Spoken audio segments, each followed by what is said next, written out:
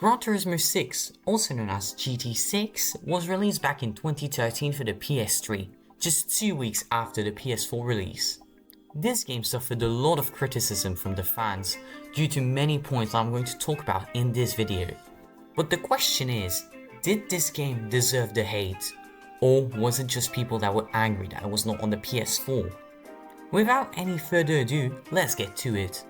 Why was Gran Turismo 6 so hated?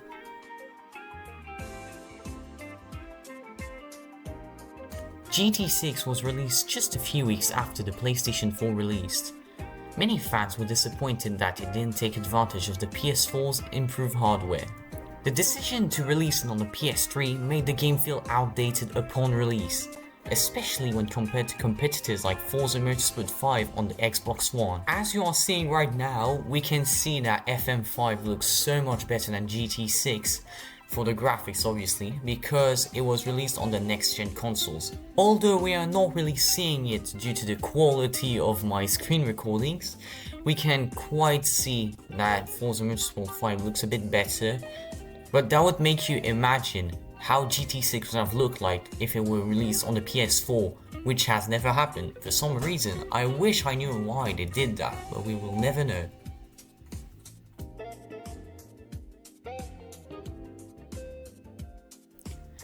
GT6 introduced a microtransaction system, allowing players to buy in-game credits with real money. This was seen as a departure from the series' core ethos of rewarding skills and progression. Many fans felt this encouraged a pay-to-win model, which clashed with Gran Turismo's traditional gameplay loop. As you can see on the screen right now, we see a post made by Polyphony Digital explaining to you how to use 1,000,000 credits in Gran Turismo 6. But here's the thing, they were promoting the DLCs of buying credits in the game. And yes, although there were DLCs in Gran Turismo 5, they weren't about money. You know, if you wanted money, you would grind like a normal person. You would not buy using your real life money. The DLCs were about paint chips, new cars, and sometimes racing gear. Never about money.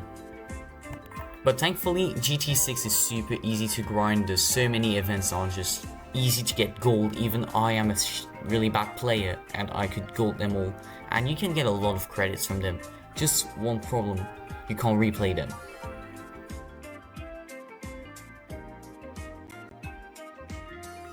While GT6 improved on GT5 in some areas, many players criticized it for being too similar to its predecessor. Features like the career mode and overall game structure felt largely unchanged, which disappointed those expecting a leap forward. According to multiple people, including me, the game is not that groundbreaking compared to GT5. It looks much more like a polished up and more refined game. And by that, I mean that they doubled the amount of premium cars and also pretty much doubled the amount of championships and races in the career mode. But overall, it feels pretty much the same. It's equally as repetitive, and there's even less special condition events compared to GT5. And there's also the fact that they've claimed they made an all new engine physics when it's clearly the same thing.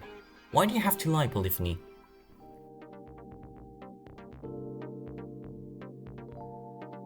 Online multiplayer and community features were a key selling point, but they suffered from technical issues and inconsistent performances early on, which is odd considering the fact that many racing games back in 2013 worked super well online.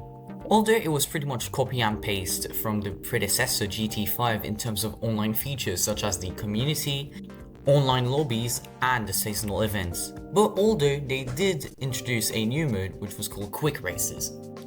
But as they all say, all great things has to come to an end.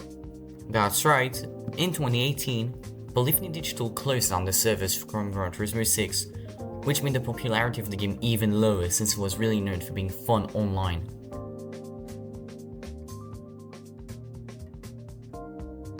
GT6 introduced a new feature like dynamic weather and time progression, but limited them to specific tracks.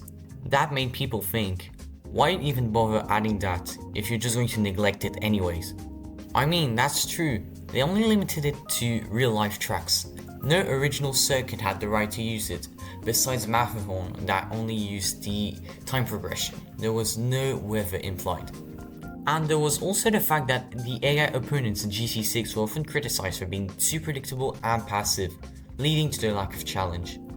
Career mode races felt grindy, with many players longing for more dynamic and engaging events. Yet, there is worse. The track path editor in GT6 let players create custom tracks. They could design layouts and import them into the game for racing.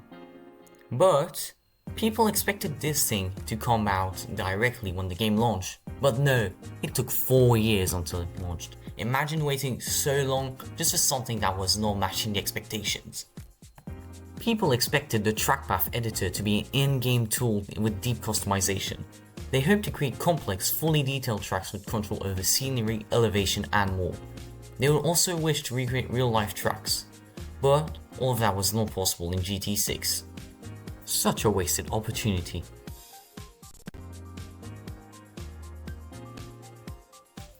GT6 wasn't a bad game. It was still praised for its massive car rooster, accurate handling, and stunning graphics for the PS3. But its timing, lack of innovation, and controversial monetization made it polarizing entry. For many, it felt more like a polished version of GT5 rather than a groundbreaking sequel. Well, that's it for this video. I hope you enjoyed, and I hope you enjoyed GT6. And for the rest I can say is just have a nice day. Goodbye.